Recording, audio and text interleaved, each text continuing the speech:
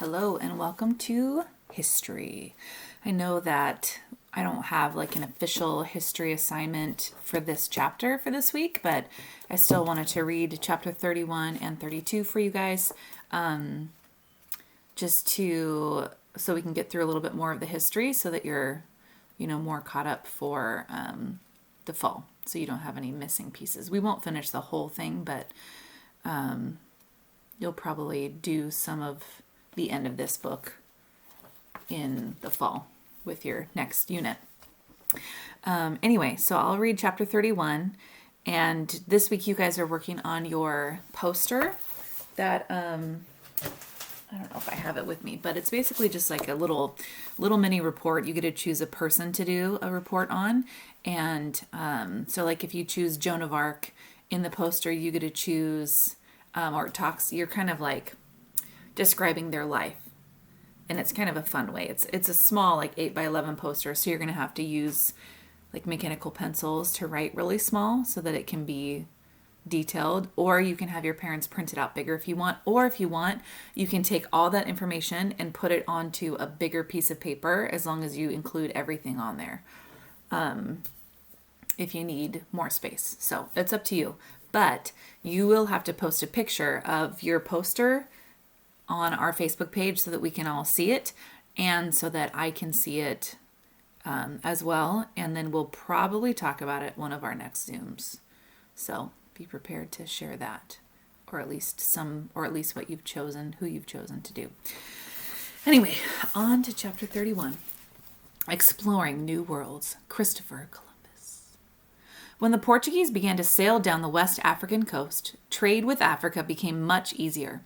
Instead of hauling goods through the hot, dry desert, merchants from England, France, Spain, and Portugal could travel by sea down to the West African ports. But there was still no simple way to get to India. To get spices, merchants had to make the long, rough journey overland.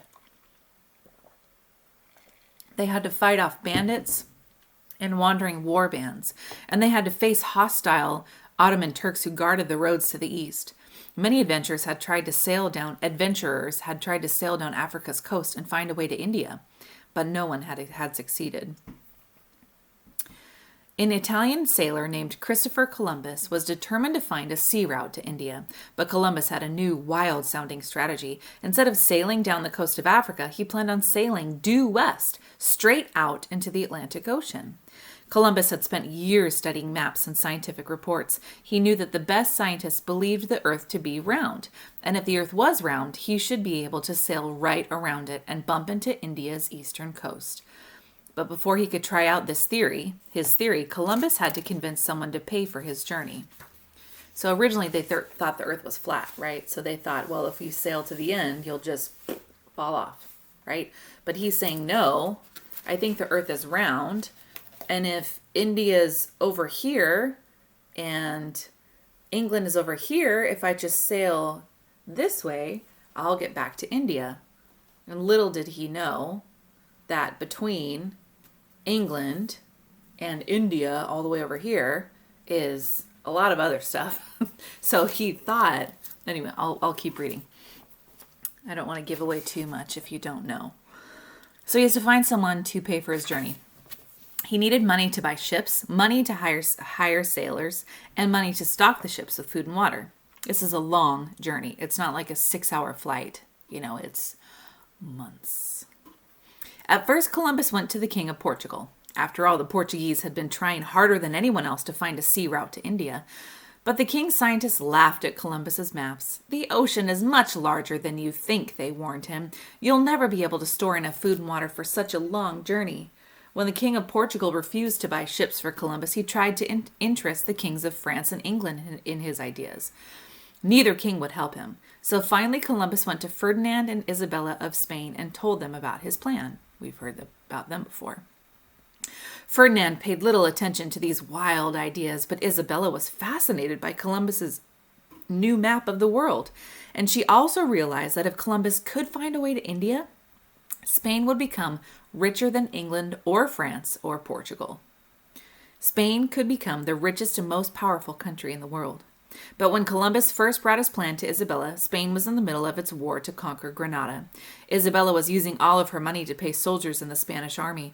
Not until the war was over, 7 years later, could she buy Columbus his ships. Finally, Columbus was ready to test his new ideas. Isabella provided him with 3 ships named the Nina, the Pinta, and the Santa Maria. She hired sailors, stocked the ships with enough food and water for several months, and provided Columbus with cloth, gold, and other goods that he could trade for spices when he reached India. Christopher Columbus set sail in 1942. As the Nina, the Pinta, and the Santa Maria sailed into the Atlantic Ocean headed west, the 3 ships passed other vessels leaving the Spanish shore. Wails and cries rose up from these ships, which were crowded with weeping men, women, and children. The Jews were leaving Spain, driven out by the laws Ferdinand and Isabella had passed against them. Christopher Columbus noted his sighting of these ships in his journal and kept on sailing west into the huge trackless waters of the Atlantic Ocean. At first, his ships had good winds, and the journey went well, but as the days passed by, Columbus's men began to murmur. When would they come into sight of land? Spain was growing further and further away, and they could see nothing but more water ahead of them. Strange birds flew overhead. Odd fish arched out of the water. The seaweed grew so thick that the ships could only inch forward. And the men were growing sick with a disease called scurvy because they hadn't eaten any fresh fruit or vegetables for so long. Their gums were turning black, and some were even dying. Makes your teeth fall out too. Because it's a lack of vitamin C. We'll never reach land, the sailors complained. We'll run out of fresh water and die of thirst out here. The world isn't round. The sea goes on forever, and we'll never reach the end of it, others said. Here's a picture of the Santa Maria, one of Columbus's 3 ships. Cool. What if the ocean runs off the end of the world? We'll sail over the edge and fall down a never-ending waterfall. They plotted to throw Columbus overboard and turn back home. Finally, afraid that his men would mutiny, Columbus agreed to turn around if land wasn't spotted in 3 more days. All the next day, Columbus paced around his ship, straining his eyes for a glimpse of land. If no land was spotted, he would have to return to Spain and waste a lifetime of effort. The sun had barely risen on the morning of the 2nd day when a seaman, high up in the ship's riggings, shouted, "Land!" Sure enough, a tiny island lay just above the horizon. As the ships grew closer, Columbus realized that the island was surrounded by dozens of others. He was certain that he had reached the islands off the coast of India. When Columbus and his men landed, Columbus claimed the islands for the country of Spain. He found that people lived on the islands, brown-skinned people with black hair who were willing to come out and see the goods he had brought with him from Spain. He called these people Indians because he thought they were from But as Columbus looked around, he grew more and more puzzled. The language these people spoke sounded nothing like the Indian language he had expected to hear. He saw no gold, no pepper, no nutmeg, no riches. Instead, the people of the islands brought him balls of cotton thread, green and yellow parrots, and strange foods, sweet potatoes and green peppers. Where were the spices and the treasures of India? Of course, Columbus hadn't landed in India. He had landed in the islands off the coast of Florida. His maps showed empty water between Spain and India, but 2 huge unknown land masses actually lay in his way, North and South America. Talk about huge land masses, also known as continents. After Columbus explored the islands, he headed back to Spain. He brought Ferdinand and Isabella parrots, sweet potatoes, green peppers, pineapples, and even several Indians, but no spices or gold. Ferdinand and Isabella agreed to pay for several more voyages to this new land. Columbus traveled back across the ocean and began to work on a map of his discovery. He still insisted that he had found the sea route to India. But others soon began to realize that Columbus had found something new, a whole new continent. 5 years after Columbus landed in the Americas, a Portuguese explorer named Vasco da Gama finally managed to sail around Africa and reach India. The journey took him an entire year to make. That is not faster than land, I would assume. Next, Vespucci and Magellan. We often talk about Christopher Columbus and his discovery of America, but although Columbus laid the way for later Spanish explorers to come to the Americas, he wasn't the first adventurer to land in America.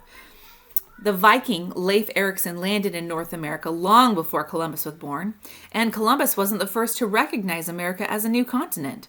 He continued to think that he had discovered a new route to the east. The first explorer to realize that this mysterious shoreline was a brand new land was an Italian merchant named Amerigo Vespucci. What does Amerigo sound like? Any ideas? In 1492, when Columbus sailed his 3 ships from Spain, Amerigo Vespucci was in Spain. He was doing business for his employer, an Italian nobleman, but although Amerigo was a good businessman, he had always wanted to sail to India. He watched with envy as Columbus departed on his great adventure. When Columbus returned with news that he had reached land by sailing west, Ferdinand and Isabella agreed to pay for more expeditions. Amerigo Vespucci was anxious to apply. He arranged to take 3 ships of his own out into the Atlantic. 7 years after Columbus's first voyage, Amerigo Vespucci set sail himself. Over the next 10 years, Amerigo made several different journeys to the coast of the Americas.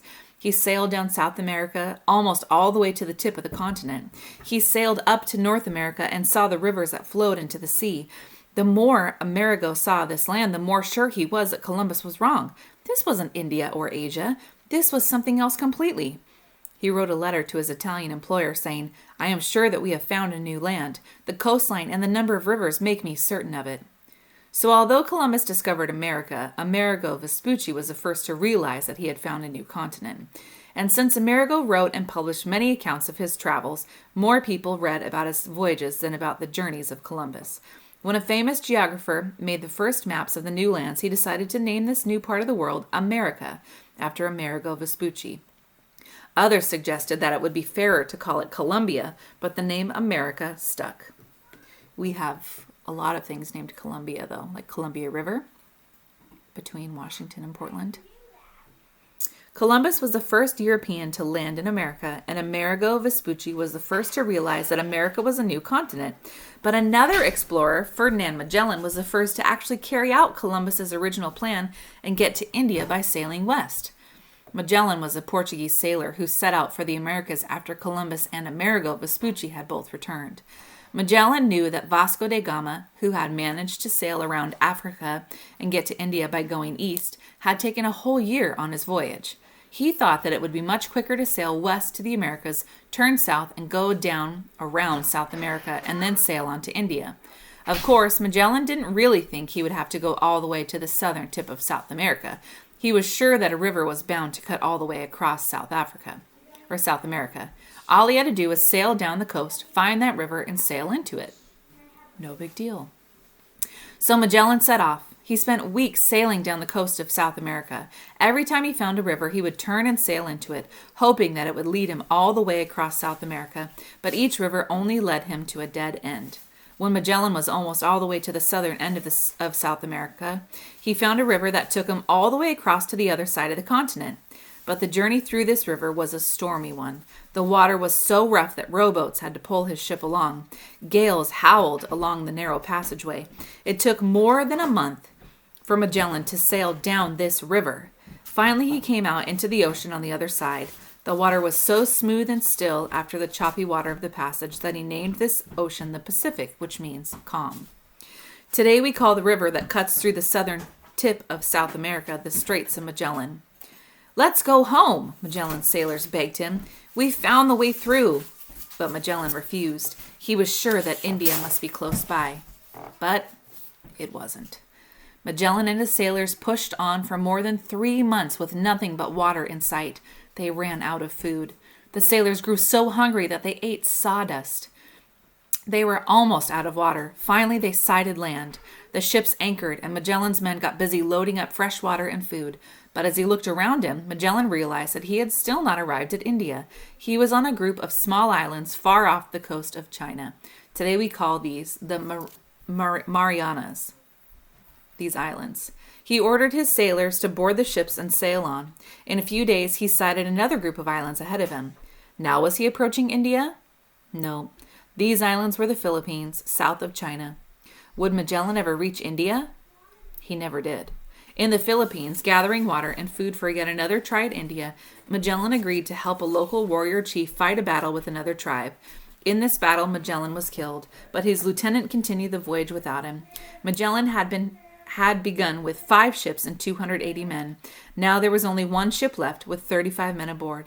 But Magellan's lieutenant sailed this last ship east to India, and then he sailed west around the tip of Africa back to the African coast and finally arrived back in Portugal. Magellan had died before reaching India, but his ship was the first one to sail all the way around the whole world. So he did complete his mission, even though he was not technically there. So here is a map of the journey. Okay, and let's see. It says, the journey of Ferdinand Magellan. He went down here and then came across here and then up here and up here. Looks like maybe he did get here and then went up there. Okay, the journey of Columbus was he went this way, found islands off Florida, then back. Magellan was on a way longer journey. Anyway, thanks for listening, and we'll see you next time for chapter 32. Hopefully I'll have time to read that to you guys.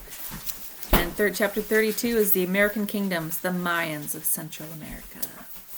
Dun, dun, dun. All right, have a good day.